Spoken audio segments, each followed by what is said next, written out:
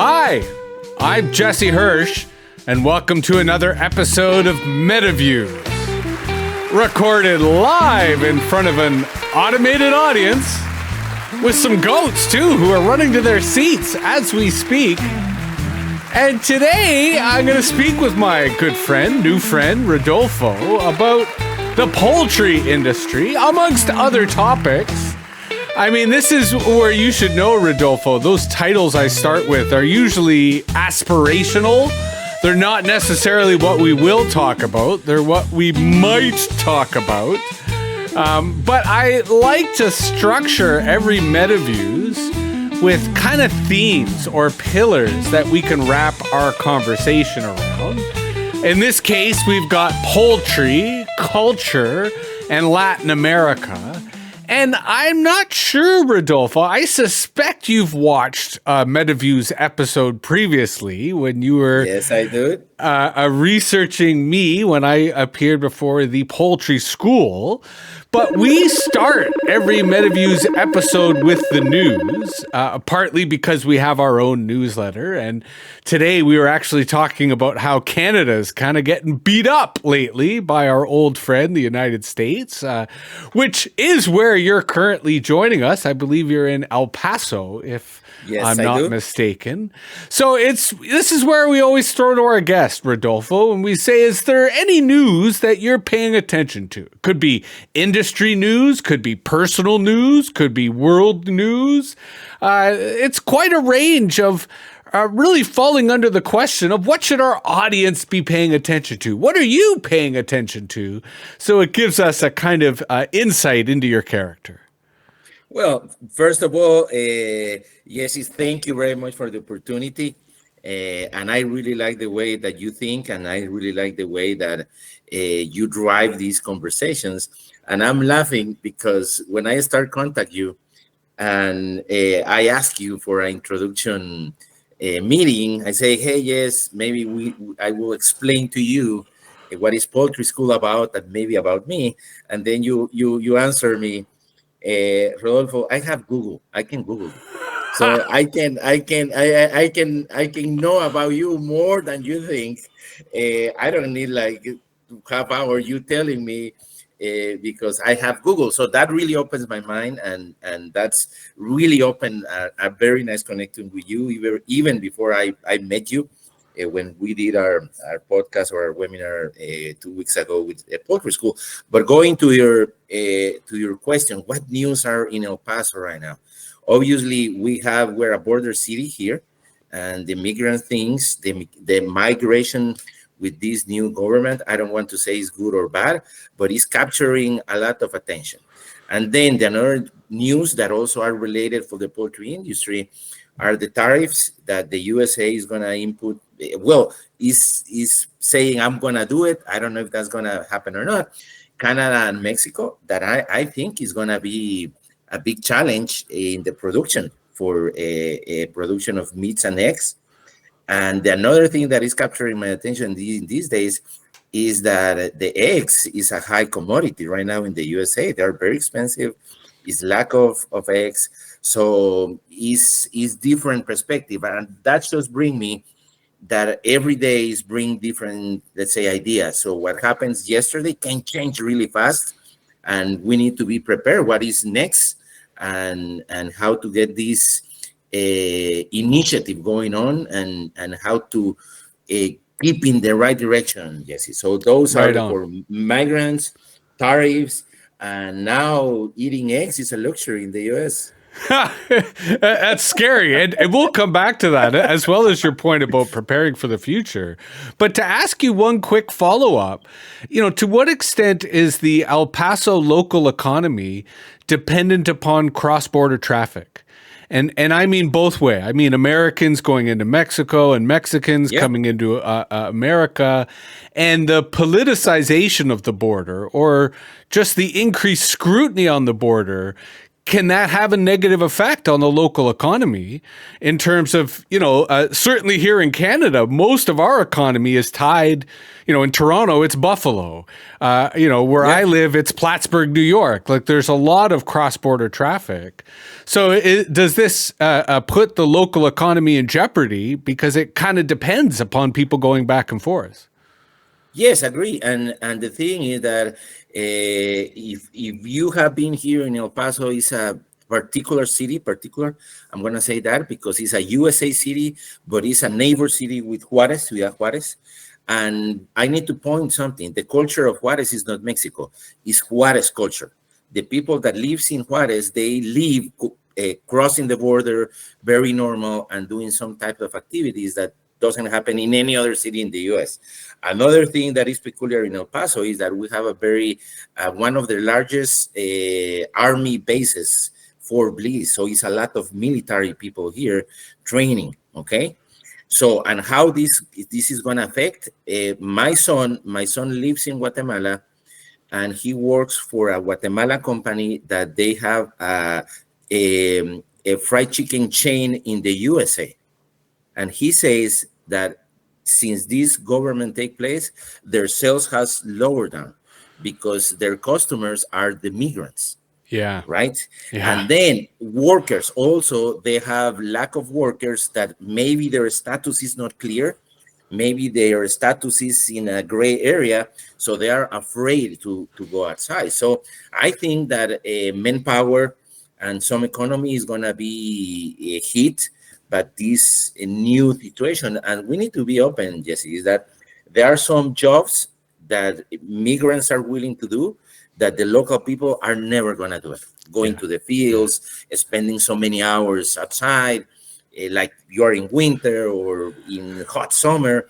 There are activities that local people, they're not going to do it, even that there are offers. So is going to be a invoice later about this. Yeah, 100%. And in particular, the agricultural industry really depends upon migrant labor all throughout North America. And it'll be interesting to see the consequences, to your point about the paying the invoice later.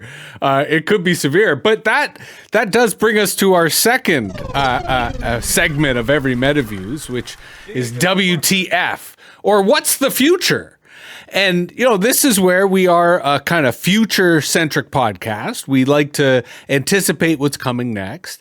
And just as we ask our guest, what are you paying attention to right now in terms of the news, we also like to ask our guest, what do you see in the future? Granted, no one can really predict the future. We're not holding you to this. It's more, when you look at the event horizon, when you look as far ahead as you can, what do you see? What motivates you? What are you preparing for? Well, I think that myself, in my personal point of view and my history, I really, really believe, and maybe I'm driving by this idea, and my motivation is how to get into myself and tapping into my potential, right? So I was born in the 60s. The 80s was my teenager, environment. And later, I think we're going to talk about that in Latin America, where in those days, the Latins, at least in those days, we were seeing USA like, oh, it's like the big thing, going to shopping and going to Disneyland, right? But when you are here, you say, oh, we were craving for this, or then we were talk about another stories when I went to Europe or working in Asia, that your perspective changed. But what is in the future? I think that understanding how to handle, and that is something that I love about you, how you handle technology, how you handle AI, that is a lot of confusion, the benefits or the threats, or if it's good or bad, or if it's gonna be doesn't need any more human beings to do the job. But I think that we need to be focused how to use the technology and how to get our potential and how to connect to our true unique selves, the uniqueness. Like right now, after we met, you and I, we're putting our two histories together and making something new, right? And yes, we're using technology, we're using Wi-Fi, we're using AI, but that's the beauty of this, and how to transmit this. Maybe that's one of my thinking is to the young generations, because the guys that, let's think that they went to college, they have some education, and they are in the working area, maybe they're in their 30s, but they understand economy, they understand relationship, they understand education in different way that maybe I did in my background and that you did. So how that information, and another thing that maybe you are very used to this, is fake news. Yeah. So maybe my mom or the older people, my next generation, say, oh, I saw in Instagram or I saw in Facebook this. I say, mom, just because it's in Facebook or Instagram, it's not true. Yeah. Is right. But that mentality, how to screen what is a fake news, and maybe what I will see in the future is going to your question, what really motivate me is how we connect more, is how we get more human connections in this sea, or in this era of that we want to go everything digital. And that's I find your answer really encouraging and inspiring, because I think the biggest impact of AI is to force us to ask the question, what does it mean to be human? Right? Who are we as human? And I agree with you that, especially in the context of aging, that the older I get, not only the more humble I become, but the more aware of what it means to be human. And lately, because I live with animals, what it means to be an animal, right? And to remember that as humans, we have certain animal instincts and animal senses. But you said a couple of things I want to briefly respond to. One is, I was thinking about when I was younger and where I found wisdom and where I connected with my elders. And I think it was easier then because there were different community centers, there were different spaces that were intergenerational, that young people and old people would spend together. And I find we're losing that now, you people kind of gather amongst themselves. So, here in Canada, for example, we play a lot of ice hockey, we play a lot of curling, but you play with your age group, right? You don't really have a lot of connections between old and young people. And I think the mistake there is we're not allowing that learning to flow between young and old, and because both sides have much to teach each other. And I think that's what makes the fake news thing so particularly difficult, is because we don't have that cross-generational dialogue. We don't have the people who understand history with the people who understand technology, so that they can, share notes and understand what's going on. And it makes us all kind of vulnerable. Although, interestingly enough, Rodolfo, here in Canada, Facebook and Instagram do not allow any news. Like, if I take an article from our public broadcaster and I try to post it on Facebook, Facebook as a policy doesn't allow it. But they do allow fake news. So you can post fake news on Facebook and you cannot post real news on Facebook, which is absurd. Wow. Right. And it speaks to how you have to think for yourself. Right. You have to have very critical thinking in this regard. Before we move on, is there any of that you wanted to respond to before I segue into our conversation about the poultry industry and global culture and what's going on in Latin America? Well, the thing is, I just remember when you were talking about how you connect with your elders. Me, myself, I had the privilege to have a really nice connection with my mother-in-law. She used to live in San Francisco. I was living in Guatemala. So when I was spending vacation with her 3 months, 4 months, the complete school break, one of my best values in life is my connection with my grandmother.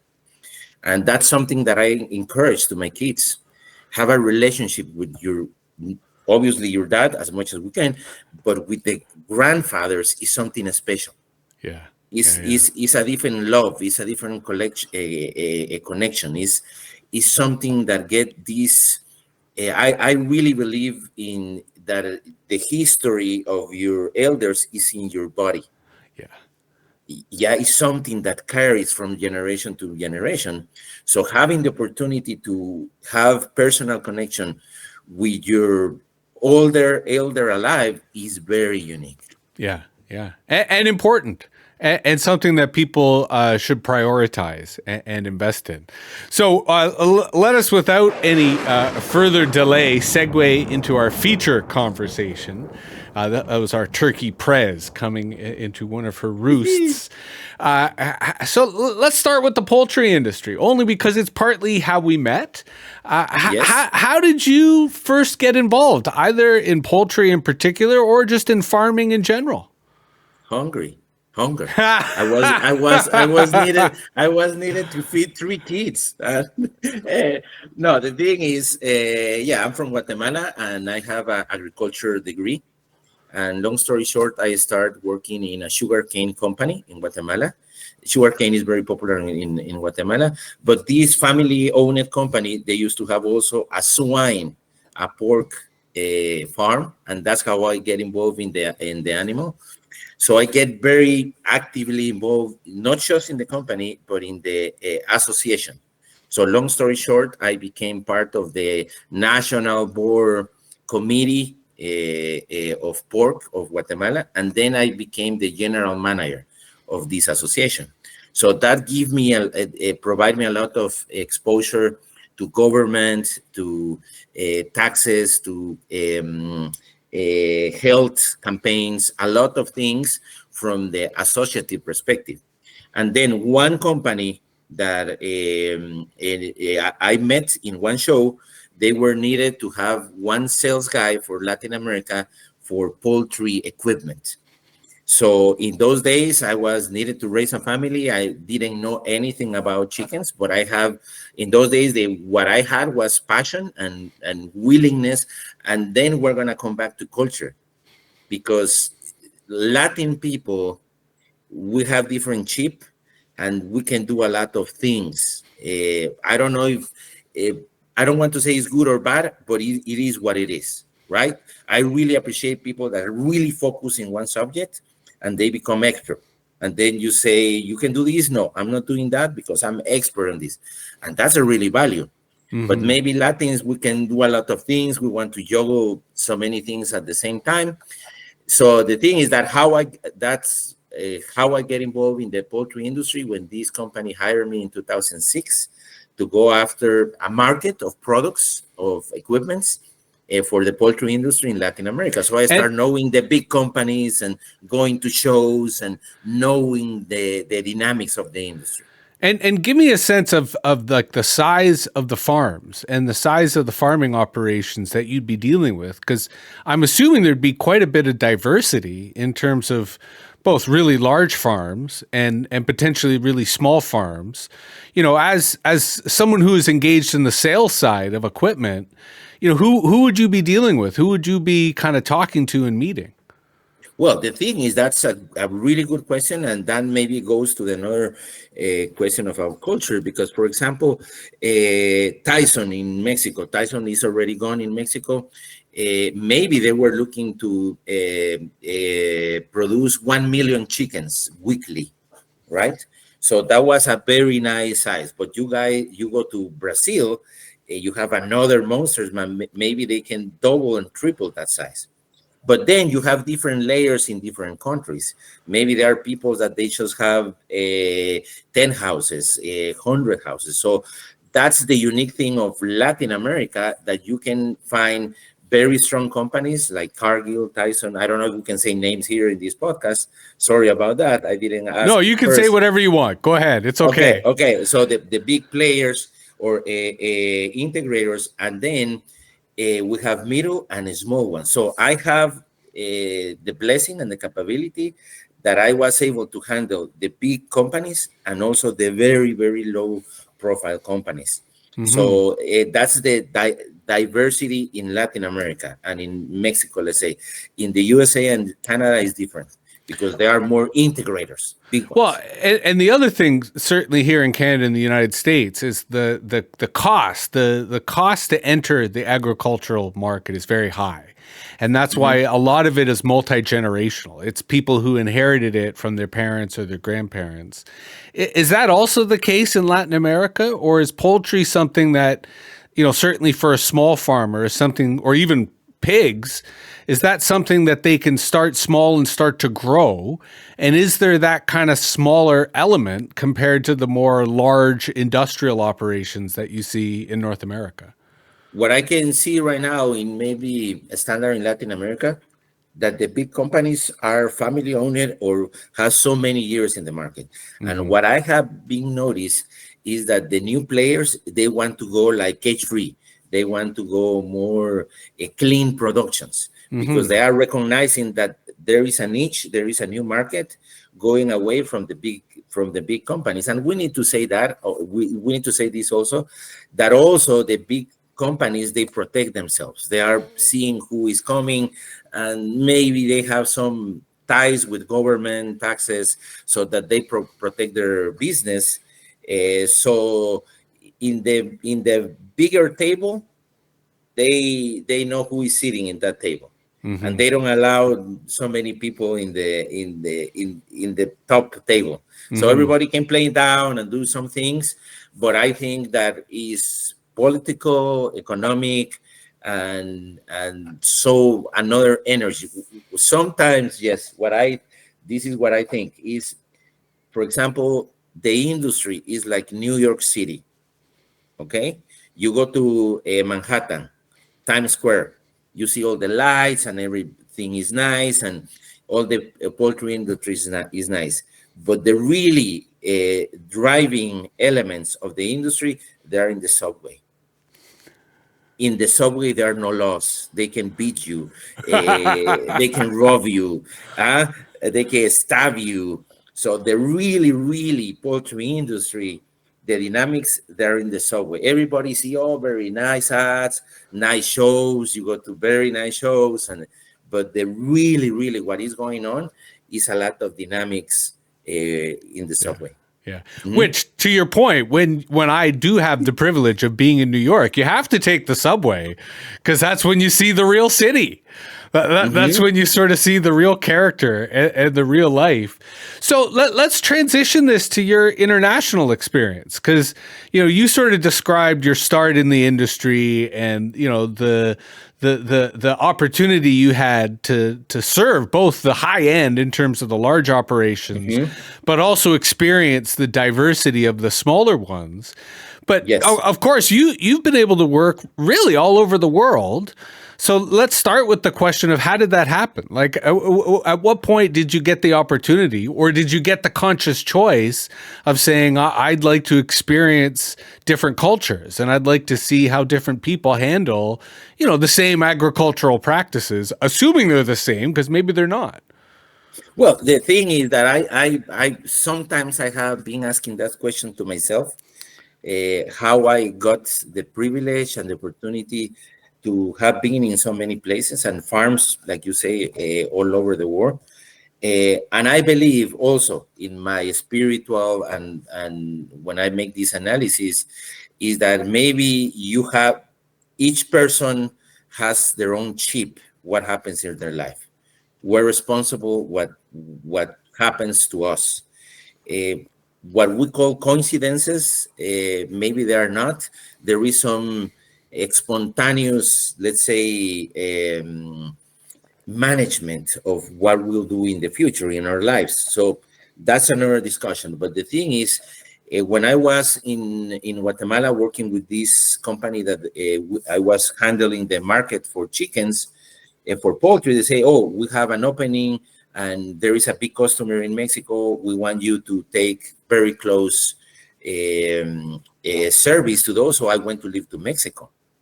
So for me, there is a sense that I believe, yes, that we talked in our first conversation, is that feeling of curiosity, that feeling of closing chapters very quickly. One day I was counting how many times I have been changing of home maybe 17, 18 times in my life. And sometimes, I'm saying this from my heart, is sometimes my life was packed in 3 suitcases, right? Moving from one home to another, right? So this activity is not for everybody. It's not for something, no, my home or my dinner table or my fridge. No, you need to rip your heart. You need to rip. It's like you are ending cycles very quickly in your life. So this type of personalities, I don't know if they are common or not, but was me. So let's go to Mexico. To Mexico, I saw my furniture. I saw everything. I hired a warehouse. I put everything with not knowing what was coming after. But one of my drivers, one of my motivation was my kids. I can say that, to provide them another vision, another perspective of life, something that open their minds and let them know that what they have is not the only truth, that they were something different out there. Right on. So the first thing that we did is that we went to Mexico, and just that move was a different shock of culture. And when I say culture, is first of all how we speak, even that was Latin America, but how we eat. One of the most valuable things that I have in my experience is knowing the culture through your eating behaviors. What you eat, at what time do you eat? For example, if you go to Spain, they are starting having dinner at like 10, 11 o'clock. Yeah. And here in the US, I'm having dinner 6 or 6:30, right? My neighbor say, "Yeah, do you want to go out to dinner?" Yeah, 5:30. Okay, in the afternoon. But you understand how the cultures go. And then I went to China, and basically, going to your question, is I was open the opportunities. And another thing is, you need to be ready. Something in your energy that you need to keep the opportunities flowing, like you and I talking today. You and I talking today is not casual. Is because you are open and myself were open to explore new opportunities. Let's see what happened. Okay, so And that's one of my drivers, to answer your questions. How I went from Mexico to China, then I traveled all Asia, then I went to and India, just to then be clear, Europe. was this I assume still poultry, or were you diversifying at all or taking on I'm different roles?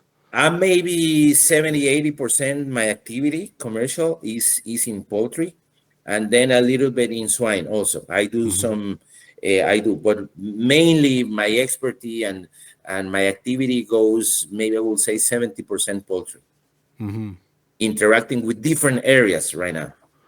And I mean, after China, tell me more about some of the places that you lived and worked. Well, the thing is, after I went to Shanghai, but when you say China, the funny thing, I'm laughing because I think that everybody that start doing China, they have an impression of our one idea what is China.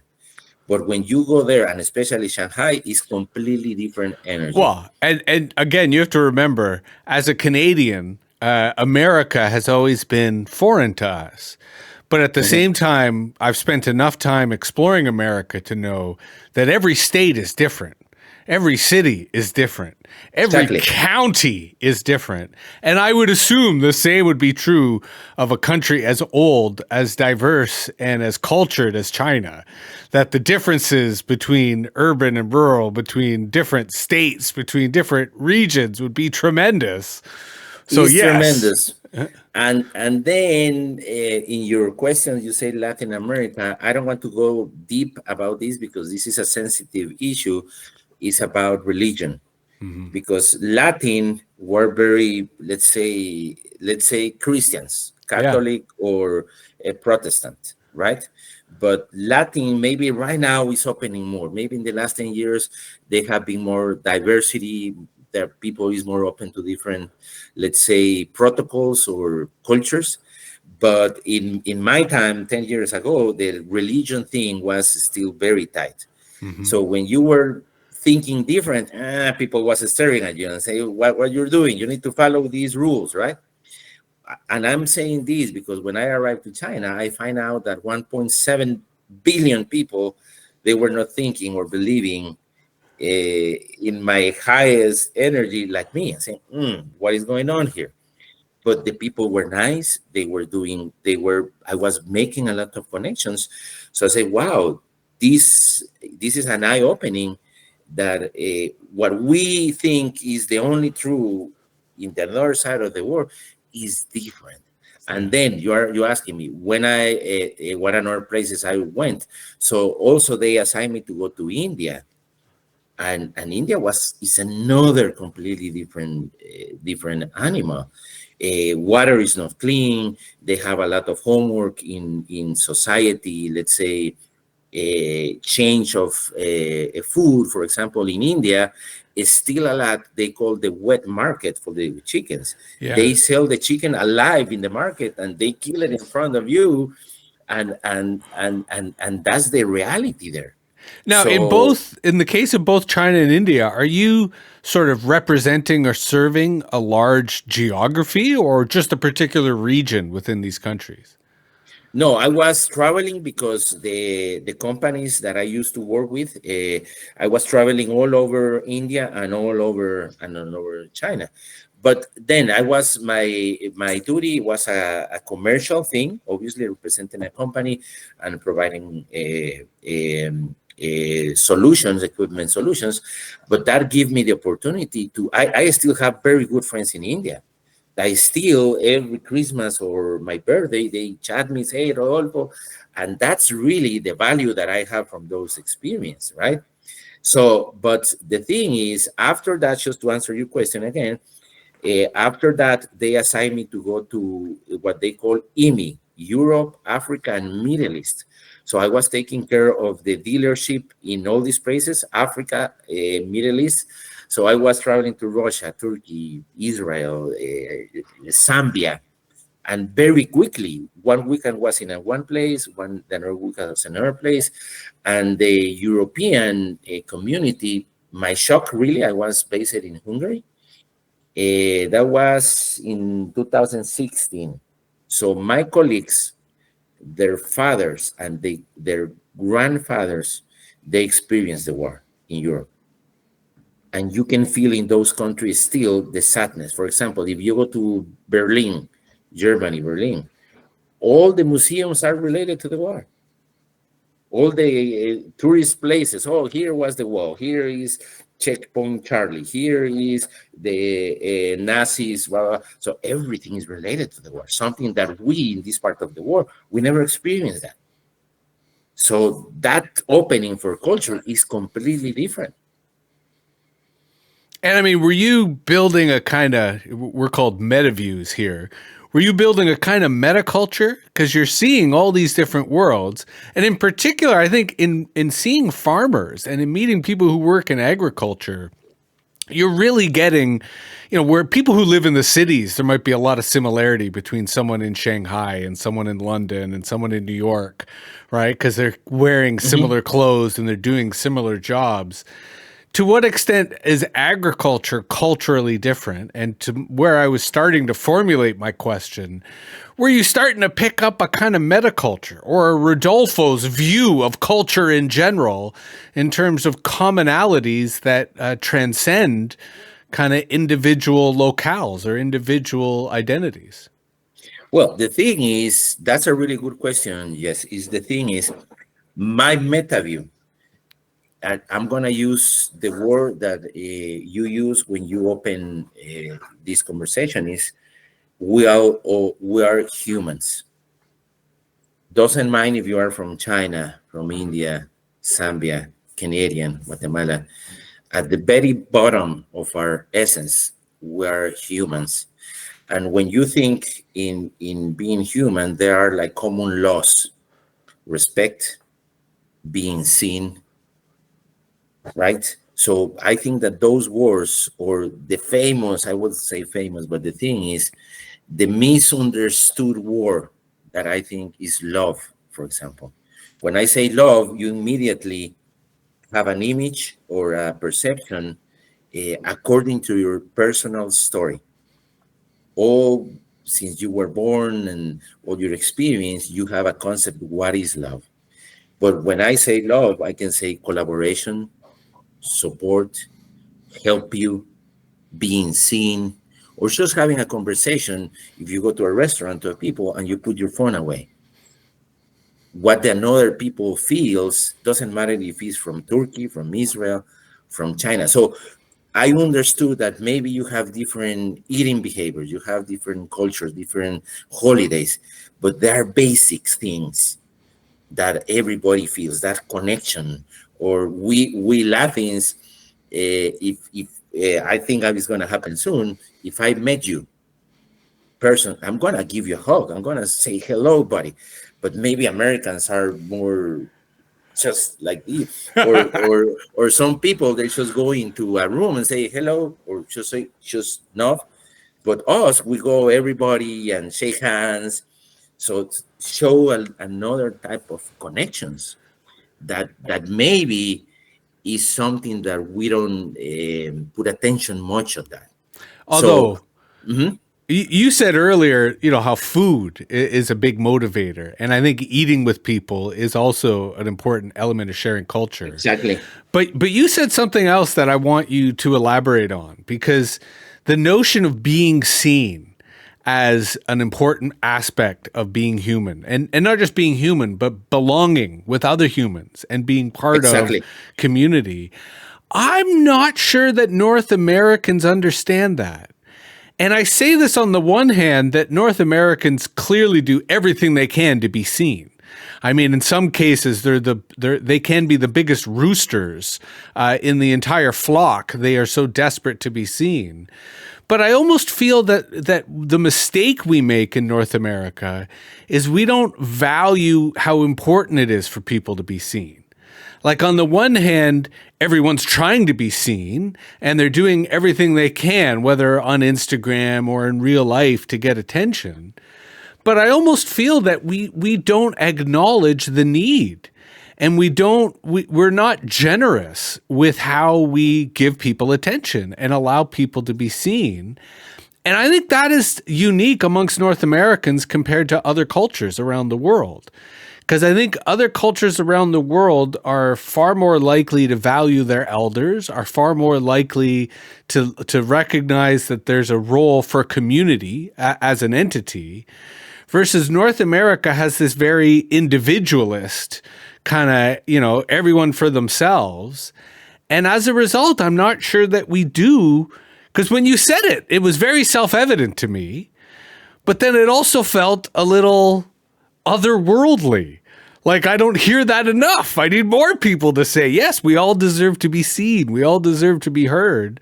Because I'm not sure that is valued enough here in North America. And I'd love to hear your thoughts on that, and whether, you think I'm identifying something, or maybe I'm biased because I'm North American and perhaps a little bitter. No, I just the first thoughts that came into my mind is we need to define what is being seen, and there is a feeling that not judging you. You can be yourself, Yeah. and I'm not gonna judge you. Yeah. And I think that so many times we wear a mask, that we're trying to be somebody else just to fit into a society, to Yeah. fit into a pattern, and we forget to express our uniqueness.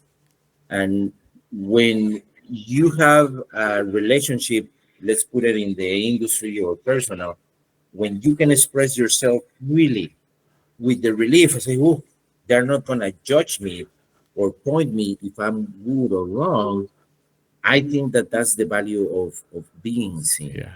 Yeah. Right? That you can feel safe with somebody that say, I can tell you anything, or I can, and put it into the working area, that you go to a meeting, doesn't matter if you are the CEO or if you are in charge of the chickens, that say, I can raise my hand and put this idea without being afraid of being judged, or Yeah. say, why are you saying this? Or maybe this can be the best idea of the company. And So mhm. And I think that is an excellent way to describe it. And I think that's exactly the problem right now in North America. And in particular, I see young Americans who are terrified of being canceled. Like they think if they say the wrong thing, they're going to be canceled. And they don't have anything that could be canceled, right? They're young. They've got the whole world in front of them. But it is this fear that they will be judged. It is this fear that no one will listen to them.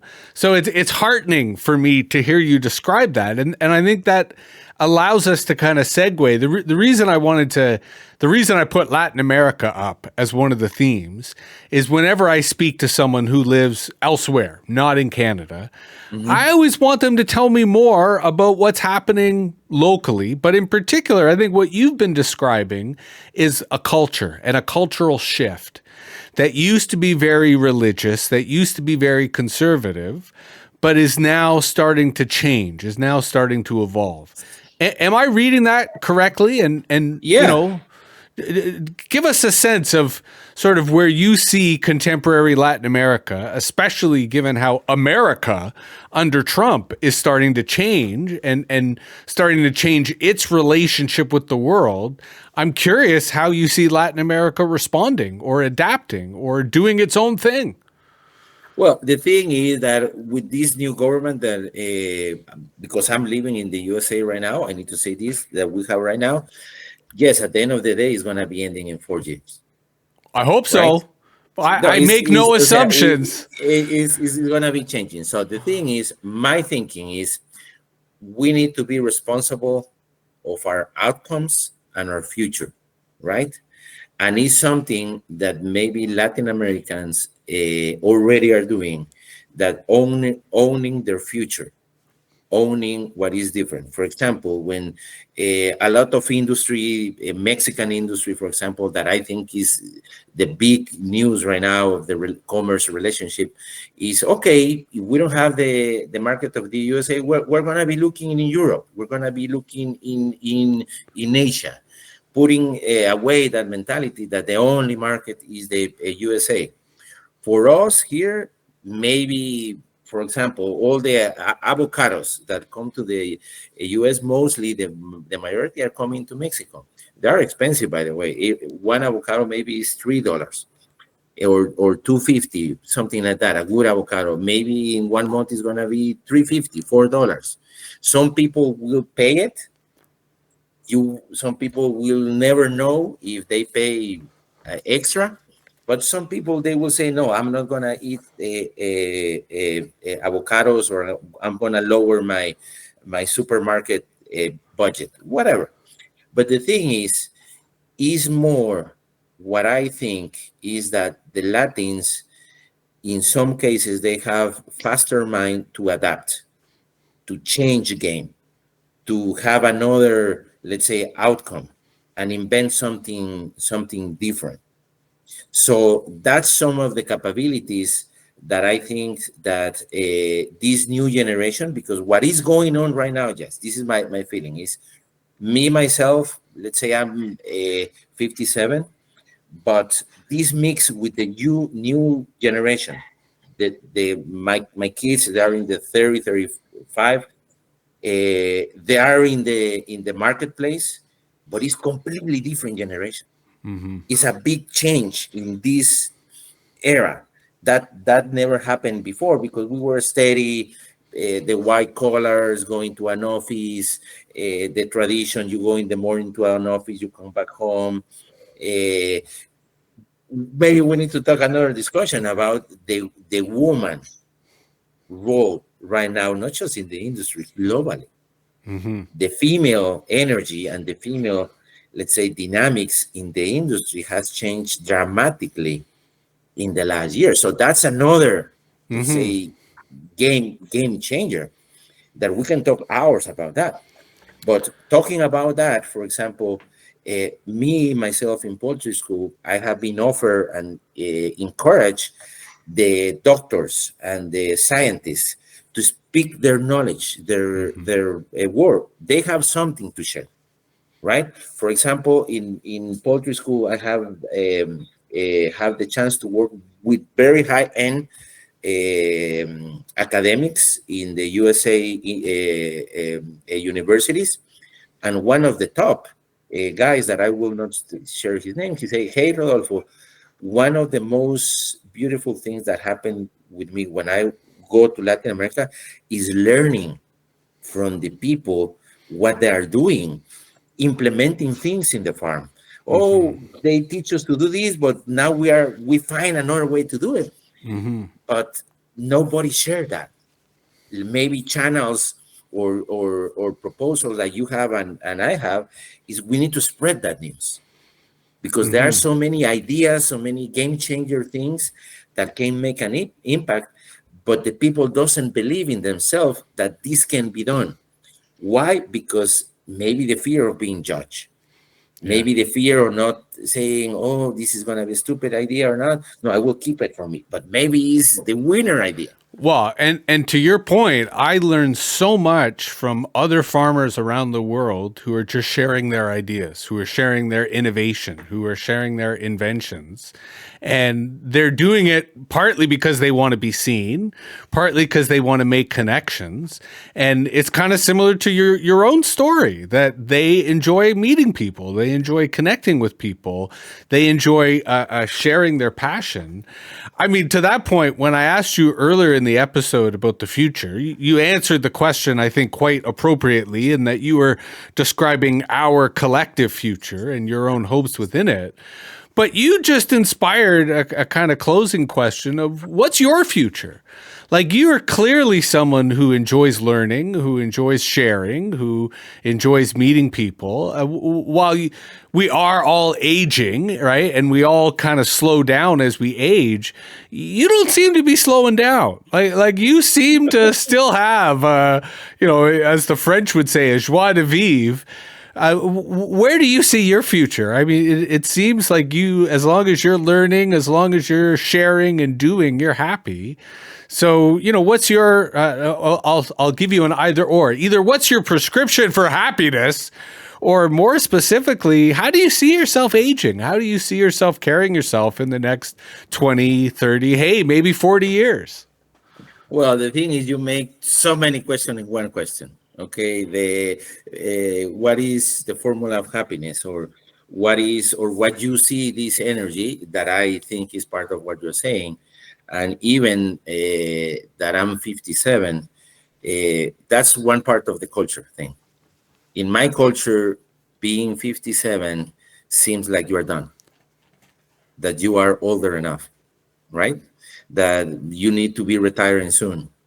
I don't know what is the word retire, because in my mind, it's not a such thing that I'm, because for me, I'm trying to change the word working for providing, connecting.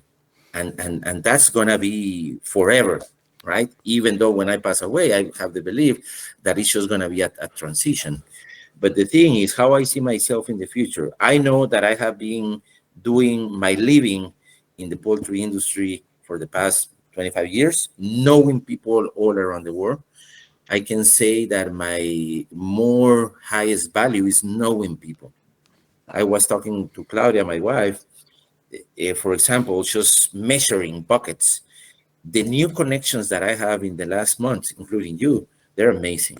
New people that just bring to my life new energy, new opportunities, new way of connections, new way of doing things together, inventing new proposal to the society. And obviously, my main, let's say, community is the poultry industry. But how I see myself, and I have this very focus, is the message that I want to send to my community and every person that I met is go back to yourself. Go and believe in yourself. Find your true purpose. Find your true identity. You are in the chicken industry, do it in that way. You are a carpenter, do it in that way. You are a musician, do it in that way. But I really believe that my purpose is because I'm experiencing, I'm living in these 50 trillion cells, that they have a power and energy, and is something inside me that I want to express in some unique way. There is no other me or other you in the complete existence, and say, wow, I need to use this. I need to keep full of energy and making connections. And with what we do in poultry school is putting education. But what is education? Is you have a value, you have a concept, share it. Don't keep it.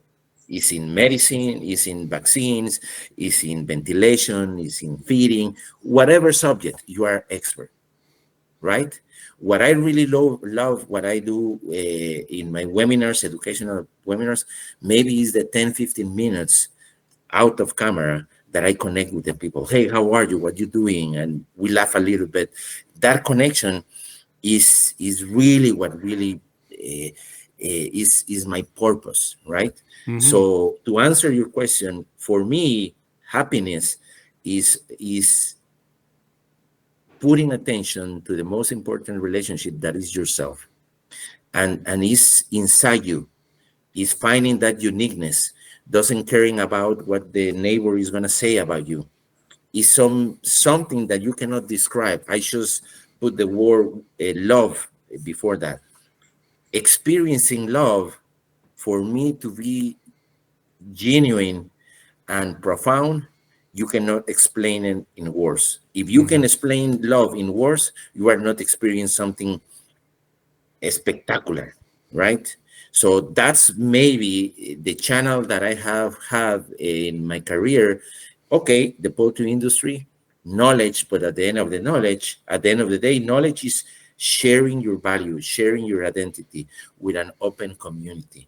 That's what I really believe today, is in making connections to create a better world, a Well, better community.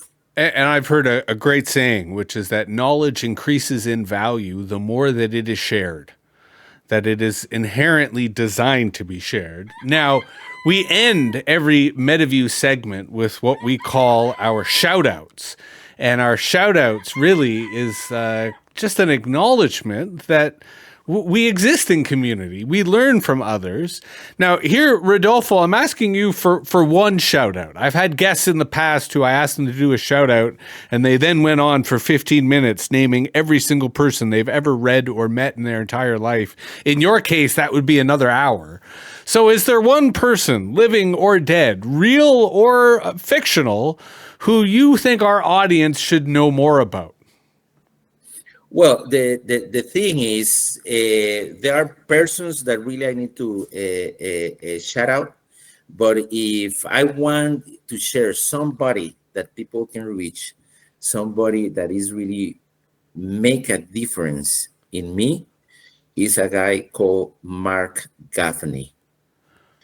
I want to say, just to put it in that way, I came from Latin. But if you are start knowing me, I'm very curious. So I was very deep in religion. And where the religion come from? They say you have a Bible, but where the Bible come from? Those guys didn't have a Bible when they were saying, "Oh, I met God," and what is God? It's energy, blah, blah, blah. So I was very curious. So I went to the very, very, very, let's say, origins, where the Bible come from. So I learned about Kabbalah.